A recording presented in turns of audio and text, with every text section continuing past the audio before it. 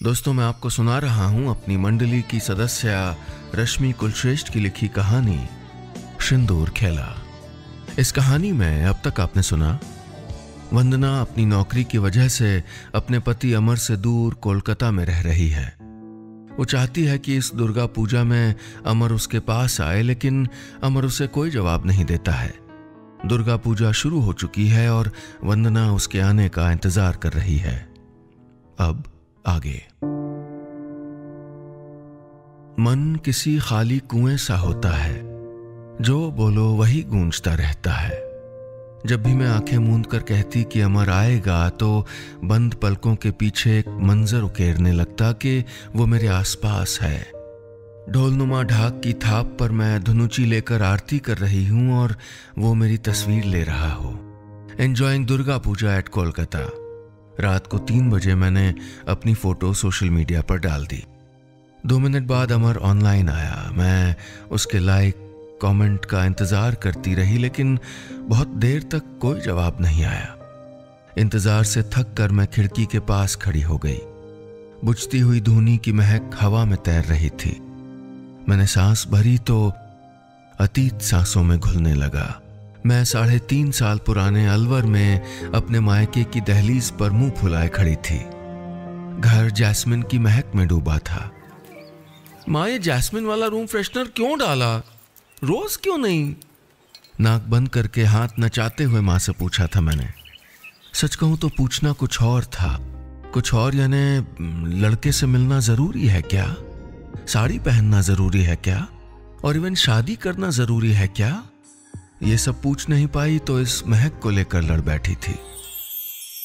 दोस्तों, उम्मीद है आपको कहानी पसंद आ रही होगी।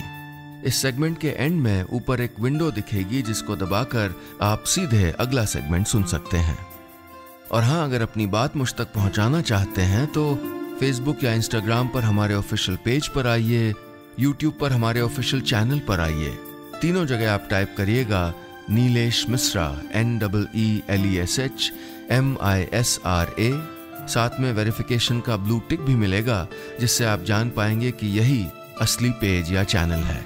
और हाँ, अगर आप ट्विटर पर हैं तो मेरा हैंडल है नीलेश मिश्रा। उस पर भी आपको वेरिफिकेशन का ब्लू टिक मिलेगा, ताकि आप सही पते पर आएं। चलिए आगे बढ़ाता हूं कहानी। तू गई नहीं अब तक तैयार होने? माँ ने मुझको टोका। मैं पांव पटकती हुई अपने कमरे में चली आई। माँ ने साड़ी निकाल कर रखी थी, वही पहनी। खुली कमर छुपाने के लिए पल्ला पिनअप कर लिया।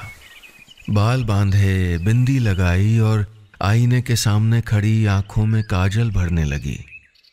आहा, मेरी बिटिया कितनी प्यारी लग रही है। तभी माँ कमरे में आई और अपनी चेन उतार कर मेरे गले में डालते हुए बोली, चल, वो लोग आ गए।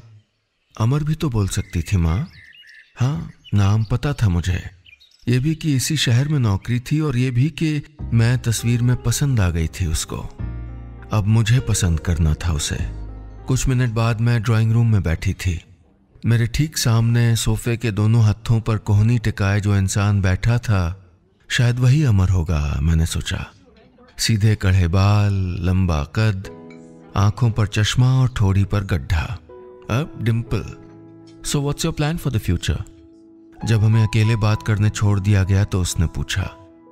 दिल तो आया कि कह दूं कि प्लान तो यह है कि तुमको भगा दूं, तुम्हारे पीछे चूहे छोड़ दूं, तुमने जो बाहर जूते उतारे हैं उनमें रसगुल्लों की चाशनी भर दूं।